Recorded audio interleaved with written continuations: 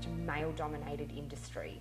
You know, you write and you are on television, and everyone you work with essentially are men. Yep. And do you think that this sounds like, because when I hear that, I think, shit, that's really full on, and at points could be a disadvantage, but there are obviously huge advantages to that too. Yeah, and I'm glad you raised the advantages before the disadvantages, because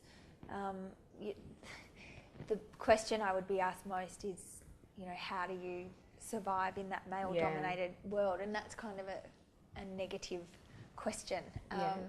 I think there are a lot of upsides to being a woman writing sport and a woman existing in this kind of realm where there aren't, you know, women everywhere doing my job.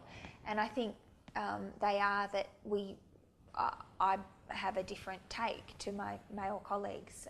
When I sit down and do an interview like this with a footballer or with any kind of athlete, I know that I will talk to them in a way that's different to...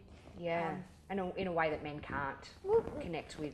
Maybe that is not so familiar, and it's not that one is better or worse, it's just that we communicate, I think, in different ways. And I've had people say to me, God, you got me feeling way too comfortable. Like I just sort of spilled my guts. And I think, perfect.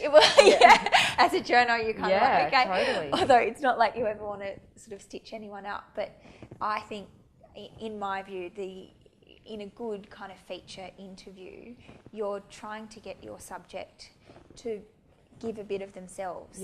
And so the way to do that is to get them to feel comfortable.